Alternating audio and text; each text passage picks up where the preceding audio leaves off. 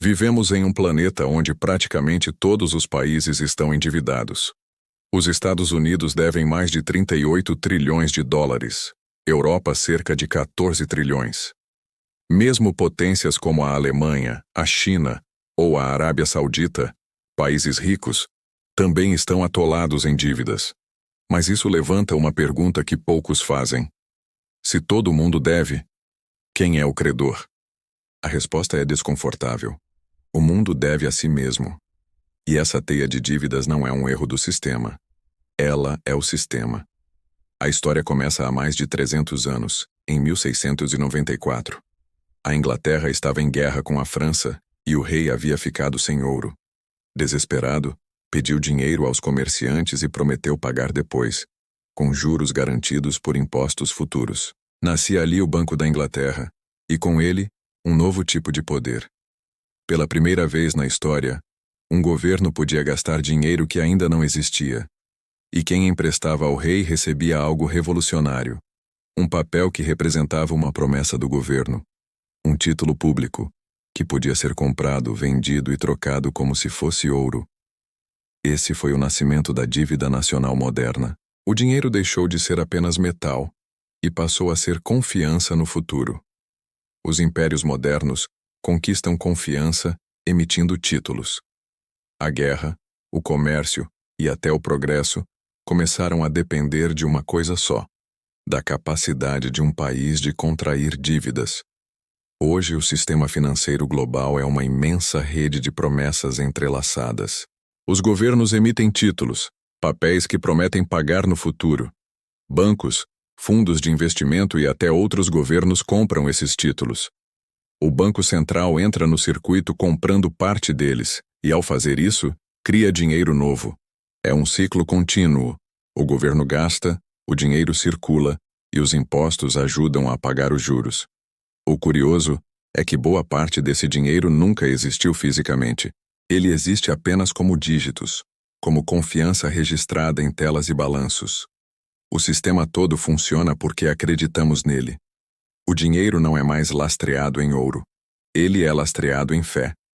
Enquanto as pessoas acreditarem que o Estado é confiável e que o dinheiro vale algo, a engrenagem gira. Mas quando essa confiança quebra, como aconteceu na Grécia em 2010 ou na Argentina em várias crises, a moeda despenca, os juros explodem e governos entram em colapso. Existe uma teoria que tenta explicar e até defender esse sistema de forma diferente. Ela se chama Teoria Monetária Moderna, ou simplesmente MMT. A MMT parte de uma ideia simples mas poderosa. Um governo que emite a sua própria moeda nunca pode ficar sem dinheiro. Por quê? Quando o governo gasta, ele coloca dinheiro na economia. Quando cobra impostos, retira dinheiro de circulação. E quando emite títulos, não está pedindo emprestado. Para a MMT, a dívida pública não é um buraco. Se um governo pode criar dinheiro, por que não cria o quanto quiser? Porque o limite não é o dinheiro, é a inflação. Se o governo colocar mais dinheiro em circulação do que a economia pode produzir em bens e serviços, a inflação é o sinal de que há dinheiro demais para poucos recursos. Então, segundo a MMT, o papel dos impostos não é financiar o governo, mas controlar o poder de compra e manter a inflação sob controle. Os impostos retiram dinheiro de circulação, enquanto o gasto público o coloca de volta. É como regular o fluxo de um rio. A MMT também propõe uma visão diferente sobre o desemprego. Segundo seus defensores, o desemprego existe porque o governo escolhe gastar menos do que poderia.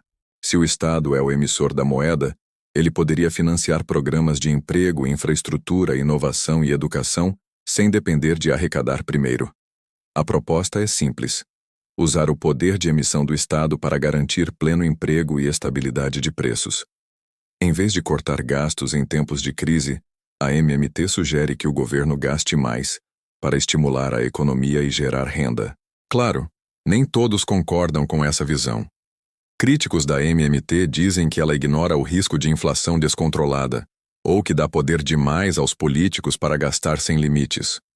Outros argumentam que, embora países com moeda forte, como os Reclamões ou o Japão, ainda dependem da confiança externa e podem sofrer fuga de capitais se exagerarem. Mesmo assim, a MMT trouxe uma reflexão importante. E quem o cria tem a responsabilidade de usá-lo para o bem coletivo. No mundo real, os governos não tentam pagar a dívida. Eles a mantêm viva. Isso se chama rolagem da dívida. Emitir novos títulos para pagar os antigos. Parece um truque contábil, mas é o que mantém o sistema respirando. Se algum país resolvesse quitar tudo de uma vez, o dinheiro em circulação cairia, os bancos perderiam seus ativos e a economia travaria. A dívida, portanto, é o pulso do capitalismo moderno. Cada batida representa um novo empréstimo, um novo investimento, uma nova promessa. No fim, o dinheiro é uma história que todos concordamos em acreditar. Ele vale porque acreditamos que vale. Mas essa crença não é igual para todos.